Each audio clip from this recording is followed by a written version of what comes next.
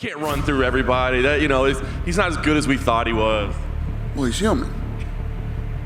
I mean, any asshole that said that doesn't think the kid's human. He's a human being.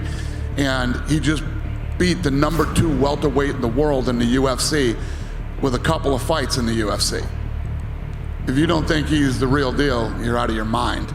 But how do you do that if you have like a Gilbert Burns, Khamzat Chimaev fight? How do you not give both of those guys a bonus for that? Like Dana did. Dana gave Gilbert his win bonus. It shouldn't go to just Khamzat after the performance that Gilbert put in. I mean, that was an amazing performance. No, I'm talking about this bonus here with the crypto. Khamzat's face around with that right hand, I'm like, holy, Khamzat has a fucking chin, man.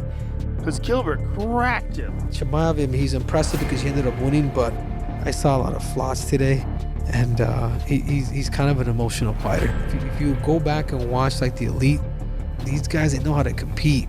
They know where to win, where they're not. You know, it's okay, you won the fight, but at the same time, it's like, hey, dude, you're starting to expose yourself. You know what I mean? You don't want to show too much of that, that you're able to take punishment. And I think that's what he showed this fight. Oh my goodness, what a fight! And he's probably overtraining too, because he's almost like, I train 5 times a day and all that, dude. All that stuff. If you're able to eat correctly, like you can be the best version of yourself. You don't have to overtrain or continue to keep doing these training five times a day like you can't. I think Chimaev, I think he will become better because of it. But the question that I have is, will he change his training patterns? Because he was huffy, bro. You know what I'm saying? He just happened to have a little more heart than Gilbert Burns. And he was able to kind of pull away with it. But another experienced fighter that has been there before, like Kobe or Kamaru, now that changes a little bit. I think he has a better shot at 185 than 170, I promise you. And this was a true test for Chimaev to really get an eye on him and see how good are you, kid. Gilbert landed more strikes. Gilbert posted it on his Instagram, like the numbers, the breakdowns and the numbers. What Gilbert didn't do right here, man, his composure, man. Bleeding, his demeanor.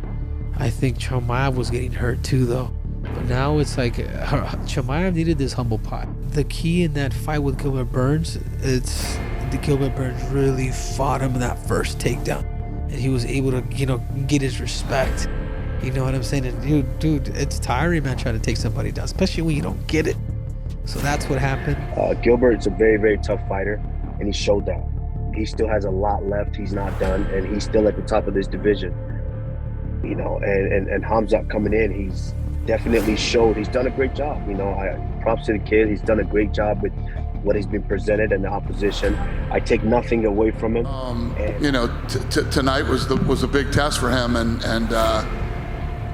he passed. I mean, think about this too. He's never had that big moment where coming into this week, how many fights this guy got in the UFC? He's got a couple fights.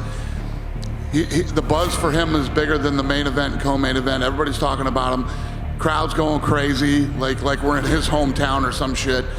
And then you come out and you fight a guy like Gilbert Burns, who I'm sure completely felt disrespected going into this fight and wanted to make a point himself. So Teddy Atlas tweeted tonight, which I loved. At the end of the second round, Teddy Atlas said, "We know what Khamzat Chimaev has on the outside when it comes to talent. We're about to find out what he's got on the inside now." And that was going into the third round. Nobody could have said it better. If I'm being honest, I honestly give him more value. It's so absurd that people are saying he was exposed. Exposed for what? Exposed for what? You just got in the game, right? Your highest level fight was against Li Jingliang. And because of the way that you beat him, you got pushed all the way up the rankings to the #2 guy in the world, who had just beaten Stephen Wonderboy Thompson, who had fought for the championship against Kamaru Usman. He was not exposed, Ryan. He was not exposed. If anything, he was proven further to be a guy that is very dangerous as he gets closer and closer to the top of the division. Because now, if Dana is successful in making him in Covington, then you would imagine that he's one more win from fighting for a championship. If he can fight in the way that he did last weekend, if he can show the heart that he did to get through the situations that he got himself into last weekend, this is a guy that will be a challenge for the champ, Kamaru Usman. But no, his stock did not drop at all, because so many times we see these hot prospects, RC, get tested and they wilt and they quit and they crumble.